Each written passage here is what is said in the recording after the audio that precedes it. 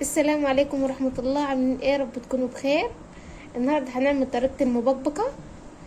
طبعا هي طلعة ترند يعني، واصلا ما فيهاش حاجة يعني، طريقتها سهلة. عندي هنا كيس مكرونة، اي مكرونة، اي مكرونة حباها يعني. انا جايبة دي.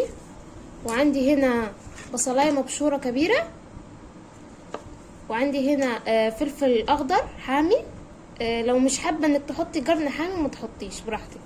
عندي هنا فص ثوم فرماه كده يعني. وعندي هنا معلقتين صلصة كبار. التوابل عندي هنا فلفل اسود وملح، ومعلقة صغيرة من الكركم، وشطة، وهنا 7 بهارات، وكعب مرقة، من الحبهان. عندي هنا ورق لورا، وكزبرة ناشفة. والشطة يا جماعة اختياري، لو مش حابة تحطيها ما تحطهاش. وعندي هنا كوباية ونص من العصير الطماطم.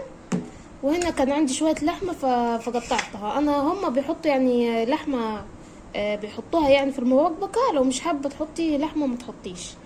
انا عندي هنا شوية، رحت قلت هحطهم يعني ما يخسروش يعني. بس تعالوا نشوف الطريقة هنعملها ازاي، خليكم معانا.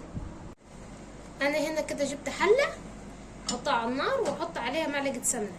لو مش حابة تحطي سمنة وعندك زيت حطي براحتك. نحط ايه سمنة اهي. احط شوية كده عليها من الزيت اهو، بس كده كفايه. عشان انا اصلا مش هحمل مكرونه، هحط المكرونه نيه يعني. خليها كده تسيح السمنه اهو. ساحت. احط كده البصلايه اللي بشراها.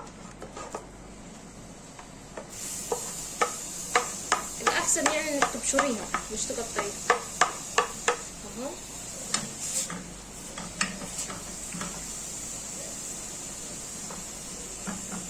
لو حتى كبيره يعني اعمليها بالمعلقه كده.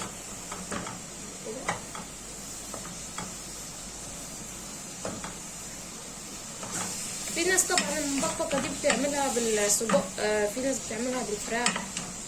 انا بس كان عندي شويه لحمه باقيه فقلت احطهم يعني. لو مش حابه تحطي لحمه او فراخ او اي حاجه ما تحطيش براحتك، بتبقى حلوه. بس هي اصلها باللحمه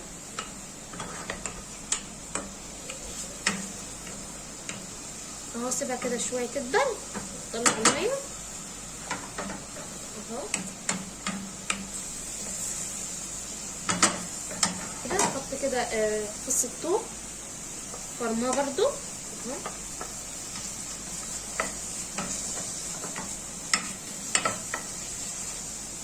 احط كده اللحمه اللي عندي الطيبه طبعا مستويه. لو عندك نيه حطي اهو. تاخد طعم البصل والثوم كده. بنقطعها مكعبات صغيره.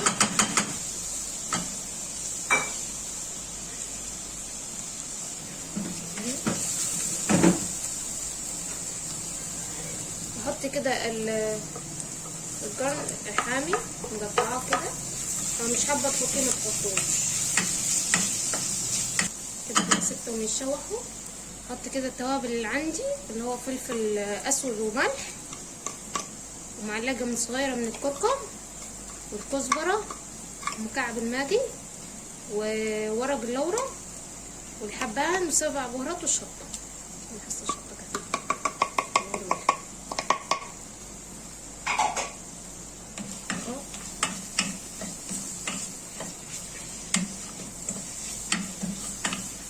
يا جماعه. لو اللحمه نيه حطوا نفس التوابل بالظبط.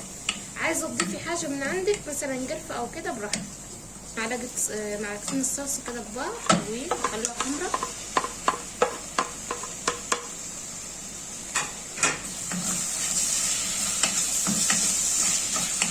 شوفي الفول ده الفول امي. كده عصير طماطم، كوبايتين عصير طماطم كده.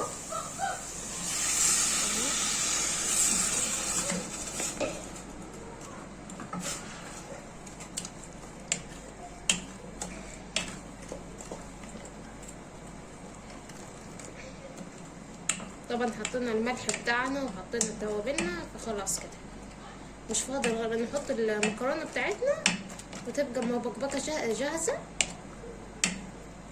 مش بتاخد ساعة كده في التسوية يعني وفي العملان بتاعها.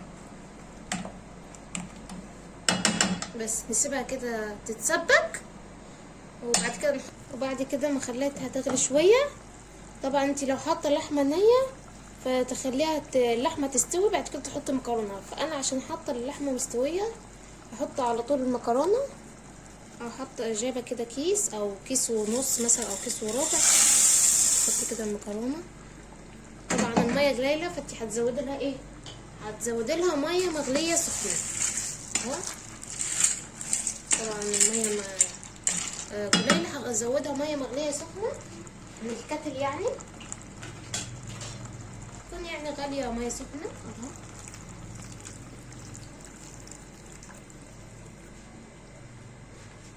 حابه انك تزودي يعني صلصه ماشي،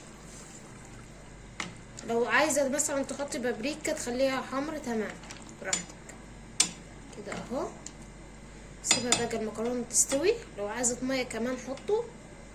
طبعا الميه ملهاش معيار تمام، على حسب المكرونه اللي عندك.